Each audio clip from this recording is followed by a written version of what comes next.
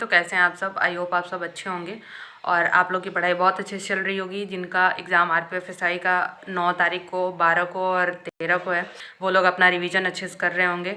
और जो लोग सोच रहे हैं कि अभी भी क्या पढ़े और कैसे पढ़े, तो देखिए 2024 का जो करंट है वो ज़रूर पढ़ के जाइएगा। और जीएस के लिए बहुत सारे बच्चे परेशान हैं, तो देखिए जीएस में जो मेन है, जैसे फोक डांस हो गया वो कर लीजिए। जो स्पोर्ट्स से रिलेटेड न्यूज है 2024 का वो कर लीजिए। रिसेंट की जो योजनाएं हैं उसको कर लीजिए। और जैसे पॉलिटी है तो पॉलिटी में जितने भी इम्पोर्टेंट आर्टिकल, इम्पोर्टेंट का मतलब ये है कि ऐसा नहीं कि बस आप राष्ट्रपति तक पढ़ लीजिए, उपराष्ट्रपति तक पढ़ लीजिए। जितने भी जैसे मतलब सुप्रीम कोर्ट हो गया, जितने भी संशोधन हो गए अनुच्छेद में, वो सब सारी चीज़ें पढ़ लीजिए। जो प्रस्तावनाएं हैं उसकी जो भी शब्दावलियाँ हैं वो पढ़ लीजिए। और नागरिकता से पढ़ लीजिए। मौलिक मतलब सारी चीज़ें आप पढ़ लीजिए। इंपॉर्टेंट सब पॉलिटी में देखिए सारी चीज़ें इंपॉर्टेंट ही हैं, उसको कर लीजिए। हिस्ट्री में, और हिस्ट्री में बहुत सारे लोग पूछेंगे कि कहाँ से पढ़े, तो देखिए हिस्ट्री में 3 क्वेश्चन आया था। तो आप क्या कर सकते हैं, मॉडर्न हिस्ट्री ज़रूर पढ़ के जाइएगा। मॉडर्न हिस्ट्री से क्वेश्चन मिल जाएंगे आपको, तो वो कर लीजिएगा। और देखिए करंट ही 3 दिसंबर को जो एग्ज़ाम था उसमें करंट सबसे ज़्यादा भर भर के पूछा था। और मेरे में जो था, जैसे मैंने बताया था कि मेरे में सैन्य अभ्यास वगैरह पूछा हुआ था। और करेंट ओलंपिक 2024 से भी क्वेश्चन मेरे में पूछा हुआ था। तो इस टाइप से क्वेश्चन आप कर सकते हैं। और जियोग्राफी पढ़ सकते हैं। मतलब मेरे में तो क्वेश्चन नहीं देखने को मिला था, लेकिन जो 3 तारीख का शिफ्ट था उसमें शायद क्वेश्चन देखने को मिला था जियोग्राफी से, तो उसको कर सकते हैं। जैसे कि मान लीजिए कि नदियां हैं जो फेमस हैं वो नहीं, जैसे कि गंगा, ब्रह्मपुत्र, ये सब नहीं, जो उनकी सहायक नदियाँ जैसे होती हैं, जो हम लोग अक्सर छोड़ देते हैं, वो सब थोड़ा सा पढ़ के जाइएगा। जो थोड़ी ना सुनी हुई लगती हैं कि हाँ सहायक नदियाँ, कुछ हम लोग के ऐसे होते हैं जो हम लोग नहीं सुने होते हैं, वो कहाँ से निकल रही हैं और किस नदी में, मतलब मुख्य नदी में वो जाके मिलती हैं। इस टाइप से पढ़ लीजिएगा उसको। और तो बाकी यार देखो जीएस का तो मतलब और क्या ही बताया जाए कि कैसा आ रहा है, कैसा पूछ रहा है, सब मतलब बहुत ज़्यादा मॉडरेट लेवल ही है उसका, तो कुछ कहा नहीं जा सकता है। लेकिन आप जितना पढ़े हैं उसका बस रिवीजन करते रहिए। और यही 2-3 दिन में आप बस यही कर सकते हैं कि बस करंट पढ़ लीजिए और कुछ भी एक्स्ट्रा पढ़ने की कोशिश मत करिएगा। पंचवर्षीय योजना भी पढ़ लीजिएगा। पंचवर्षीय योजना से भी एक क्वेश्चन था मेरे में, तो आप लोग ये सब सारी चीज़ें पढ़ सकते हैं। और मैथ्स के लिए मैं बता दे रही हूँ कि मैथ्स में क्या पढ़ना है। तो मैथ्स के लिए आप लोग क्या कर सकते हैं कि मतलब कैलकुलेशन देख सकते हैं। जैसे कि मान लीजिए कि फ्रैक्शन वैल्यू जो होते हैं वो देख सकते हैं परसेंटेज में, या फिर क्या बोलते हैं प्रॉफिट लॉस के भी जो परसेंटेज होते हैं, जैसे कि 6.25, 6.67, इस टाइप के जो होते हैं वो आप देख सकते हैं, उसको आप कर सकते हैं। उसके डायरेक्ट वैल्यू याद कर लीजिएगा। और जैसे कि कुछ कैलकुलेशन स्पीड जो है अपनी इम्प्रूव करनी हो, तो आप क्या कर सकते हैं कि आप एक मॉक दे लीजिएगा सेक्शनल, जैसे मैथ्स के जो केवल हो उसमें आपको कितना टाइम लग रहा है, इस टाइप से अगर आपको लग रहा है कैलकुलेशन में थोड़ा सा दिक्कत हो सकता है, तो ये चीज़ें कर सकते हैं। और बाकी तो मतलब देखिए रीजनिंग है तो रीजनिंग डुएबल है, वो तो करने लायक ही आ रहा है। जैसे कि आप रीजनिंग में भी मैं बता दे रही हूँ, जैसे कि रीजनिंग में सिटिंग अरेंजमेंट्स पढ़ लीजिएगा, 2-3 क्वेश्चन उससे पूछ रहा है। रैंकिंग से क्वेश्चन पूछ रहा है।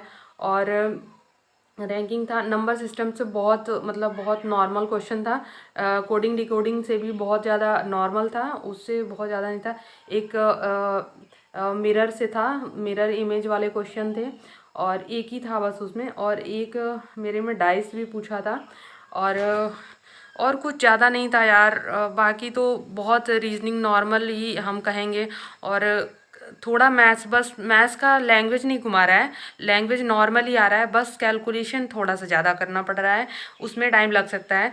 तो एक चीज़ और करिएगा मैथ्स में, हम जैसे बता दे रहे हैं आपको, एवरेज करके जाइएगा, पार्टनरशिप करके जाइएगा, और प्रॉफिट एंड लॉस करके जाइएगा, CISI करके जाइएगा, और परसेंटेज, इस टाइप से मतलब कर लीजिएगा। नंबर सिस्टम देखिए डिविजिबिलिटी की का जो रूल है वो कर लीजिएगा। रिमाइंडर थ्योरी से जो क्वेश्चन है उसको कर सकते हैं। और बाकी नंबर सिस्टम तो बहुत बड़ा इसी टाइप से क्वेश्चन पूछा था, इसलिए इसको ज़रूर करके जाइएगा। और जो भिन्न है उसको आरोही अवरोही क्रम में बदलना है, तो उसमें तो जैसे कि भिन्न बहुत कैलकुलेटिव दे रहा है, मान लीजिए बड़ा डिजिट दे रहा है, तो उसको तो आपको सॉल्व ही करना पड़ेगा, उसमें भी टाइम लगता ही है। तो इस टाइप से आप मतलब कर सकते हैं, इसको प्रैक्टिस कर सकते हैं। जितने भी मैथ्स के कैलकुलेशन वाले क्वेश्चन होंगे उसको प्रैक्टिस करके जाइएगा। जैसे कि क्या होता है कि कुछ कुछ जैसे मैंने बताया फ्रैक्शन वैल्यू वगैरह याद कर लीजिएगा, जिससे आपको थोड़ा सा ईजी हो सकता है, वहाँ पे जाके आप कर सकते हैं। तो इस टाइप से है। बाकी तो देखिए, अटेम्प्ट करने की बात करें कि कितना सेफ़ है अटेम्प्ट करना, तो मुझे लगता है मतलब 100 प्लस आप करते हैं अगर, और एक्यूरेसी आपकी ठीक ठाक है, तो आप मान सकते हैं कि आपका अटेम्प्ट अच्छा है, मतलब अच्छा अटेम्प्ट करके आ रहे हैं। और जिनके 90 से मतलब 95 से 100 के बीच में है, उनका भी अच्छा ही हम कहेंगे, क्योंकि सही बात है कि वहाँ सबसे मेन चीज़ है टाइम मैनेज करना। कैलकुलेशन में अगर आप उलझ गए और नहीं आप निकल पाए जल्दी, तो आपका टाइम ऑब्वियस सी बात है जाएगा। इसलिए अपने दिमाग में ये चीज़ें लेके चलिएगा कि जितना हो सके मतलब जल्दी से और नॉर्मल क्वेश्चन से गो थ्रू हो जाए पूरे पेपर में। फिर अगर आप दोबारा में आपको टाइम मिलता है तो आप क्वेश्चन पे टाइम दीजिए, और एक बार में जो होता है उसको करके लेते जाइए।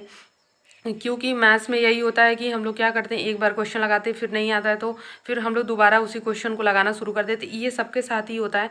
इसलिए मैं बोल रही हूँ कि थोड़ा सा मतलब इस चीज़ को अवॉइड करिएगा।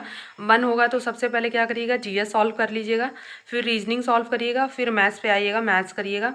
जिससे आपको ये होगा कि आपको पता चल जाएगा कि आप रीजनिंग अगर करते हैं तो आपको पता चलेगा कि हाँ, मेरा इतना क्वेश्चन मैं कर ली हूँ, चाहे कर लिया हूँ। और जीएस का भी ऐसा ही कर लीजिएगा, उसके बाद मैथ्स पे आइएगा। और मैथ्स में भी बहुत कैलकुलेशन आपको लगेगा कि नहीं ये थोड़ा कैलकुलेटिव लग रहा है, तो उसको छोड़ के जितने इजी, मान लीजिए 10 क्वेश्चन 15 क्वेश्चन अगर इजी आपको मिलते हैं, सब तो कैलकुलेटिव मिलेंगे नहीं, तो वो क्वेश्चन पहले मतलब प्राथमिकता के तौर पे उसको ज़रूर कर लीजिएगा। उसके बाद जो कैलकुलेटिव क्वेश्चन होगा उसको टाइम दीजिएगा। और एक चीज़ और है, बहुत सारे लोग पूछ रहे थे कि क्या क्या लेके जाना है। अब तो जैसे लगता है कि सबके एडमिट कार्ड आ ही गए होंगे, किसी का नहीं होगा कि सिटी नहीं शो कर रहा है या एडमिट कार्ड नहीं शो कर रहा है। तो आप लोग क्या करिएगा, अपना आधार कार्ड और एक फ़ोटो तो नेसेसरी है, वैसे 2 लेके जाइएगा। एक फ़ोटो लेके इसलिए कि वहाँ पे जब आप एडमिट कार्ड निकलवाएंगे तो नीचे वाले जो सेक्शन है उसमें फ़ोटो, उसमें अपना वो करना है, चस्पा करना है। ठीक है, तो एक फ़ोटो तो चाहिए आपको जो उसमें लगा, या तो आप सेंटर के बाहर एक ग्लू अगर आपके पास है तो आप लगा लीजिए पहले से ही, और फिर एंट्री करिए। एक आधार कार्ड, 2 फ़ोटो और अपना एडमिट कार्ड, ये चीज़ें आपको लेके जानी है इतनी। और परेशान नहीं होना है, आराम से आप जाके करिएगा, बहुत पैनिक होने से कुछ होगा नहीं। और जो लोग मतलब बता रहे हैं कि मॉडरेट आ रहा है, तो जीएस मॉडरेट आ रहा है, इसमें कोई दो राय नहीं है। और जैसे बहुत सारे वो लोग बोल रहे थे कि लास्ट में जाते जाते एग्ज़ाम टफ़ हो जाएगा, तो स्टार्टिंग से ही टफ़ है वो, उसको ये नहीं कहना है कि लास्ट में जाके टफ़ हो जाएगा। और टफ़ होने का भी रीज़न है, क्योंकि देखिए उनको बच्चों को छांटना है, तो वो लोग इतना ईजी तो बनाएंगे नहीं पेपर, ये भी चीज़ें हैं।